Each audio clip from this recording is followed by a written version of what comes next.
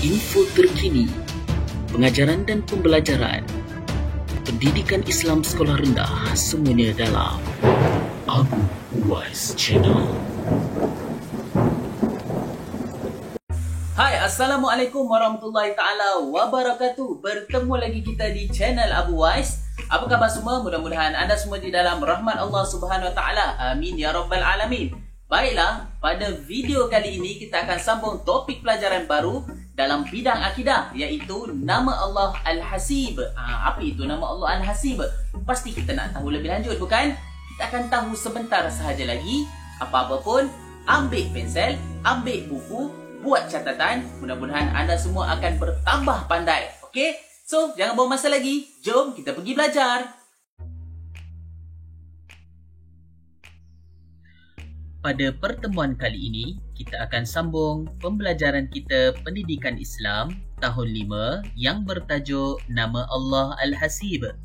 InsyaAllah, di akhir pembelajaran, murid-murid akan dapat mengetahui pengertian Al-Hasib, memahami rumusan nama Allah Al-Hasib dan menyenaraikan kepentingan beriman nama Allah Al-Hasib.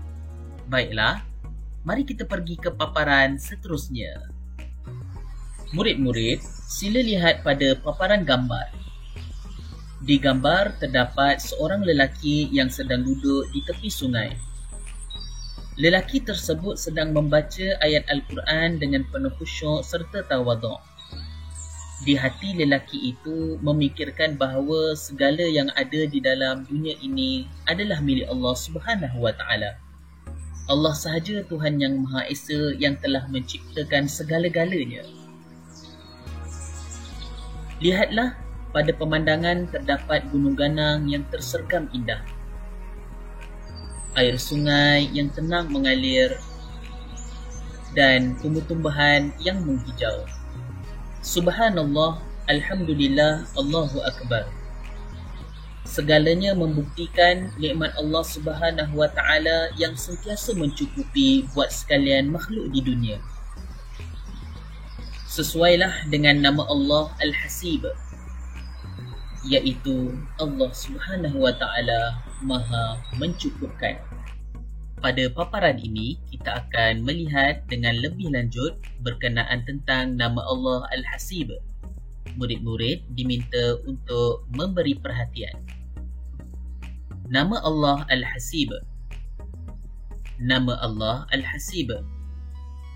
Nama Allah Al-Hasib mempunyai dua pengertian.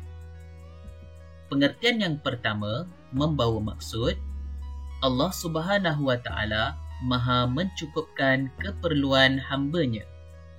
Allah Subhanahu Wa Ta'ala Maha mencukupkan keperluan hamba-Nya. Bukti dan dalil melalui firman Allah Subhanahu Wa Ta'ala yang berbunyi, A'udzubillahi minasyaitonirrajim, wa man yatawakkal 'alallahi fahuwa hasbuh. Wa man yatawakkal 'alallahi fahuwa hasbuh. Yang membawa maksud, dan sesiapa yang bertawakal kepada Allah Subhanahu Wa Ta'ala dengan penuh keimanan, maka Allah Subhanahu Wa Ta'ala akan mencukupkan keperluannya. Surah At-Talaq. Pengertian nama Allah Al-Hasib seterusnya membawa maksud Allah Subhanahu Wa Ta'ala Maha menghitung setiap amalan perbuatan manusia, sama ada baik atau buruk pada setiap masa dan tempat. Allah Subhanahu Wa Ta'ala Maha menghitung setiap amalan perbuatan manusia, sama ada baik atau buruk pada setiap masa dan tempat. Dalil dan bukti melalui firman Allah Subhanahu Wa Ta'ala di dalam Al-Quran. A'udzubillahi minasyaitonirrajim. Innallaha sari'ul hisab. Innallaha sari'ul hisab. Yang bermaksud, sesungguhnya Allah Subhanahu Wa Ta'ala sangat cepat perhitungannya. Surah Ali Imran. Murid-murid, mari kita lihat pada kotak berwarna merah. Dalam kotak berwarna merah, berfokus kepada perkataan bertawakal. Apakah yang dimaksudkan dengan bertawakal? Bertawakal bermaksud berserah kepada Allah Subhanahu wa taala disertai dengan usaha. Sebagai orang yang beriman kepada Allah Subhanahu wa taala, setelah kita selesai melakukan segala pekerjaan, maka kita perlu berserah diri ataupun bertawakal kepada Allah Subhanahu wa taala. Mudah-mudahan dengan bertawakal, Allah Subhanahu wa taala akan memakbul dan memberkati segala usaha yang kita lakukan. Setelah kita mengetahui pengertian nama Allah Al-Hasib pada paparan ini, mari kita lihat sedikit rumusan ataupun kesimpulan berkenaan tentang nama Allah Al-Hasib. Mari kita lihat bersama-sama. Rumusan nama Allah Al-Hasib. Pertama, Allah Subhanahu wa taala Maha mencukupkan segala keperluan hamba-hambanya. Udara, makanan serta kehidupan, segala-galanya telah Allah cukupkan di muka bumi ini. Ketika kita susah, Allah Subhanahu wa taala yang akan memudahkan urusan kita. Walaupun kita lihat ada manusia yang menolong kita, sebenarnya segalanya daripada Allah Subhanahu wa taala. Ketika kita memerlukan pertolongan Allah Subhanahu wa taala yang akan membantu kita dengan menggerakkan hati-hati orang sekeliling untuk menolong kita. Ketika kita lupa, Allah Subhanahu wa taala yang mengingatkan, kerana Allah sangat mencintai orang-orang yang beriman. Ketika kita buntu, Allah juga yang memberi ilham dan idea. Ketika mana kita mengambil peperiksaan, ketika itu kita lupa, sebenarnya ilham dan idea itu datangnya daripada Allah Subhanahu wa taala. Allah jugalah yang menghitung amalan kita. Malaikat Raqib dan Atid ditugaskan untuk mencatat amal manusia. Subhanallah. Dan yang paling penting, hukum beriman dengan nama Allah Al-Hasib ialah wajib. Wajib bagi orang yang beriman mempercayai serta beriman dengan nama Allah Subhanahu wa taala Al-Hasib.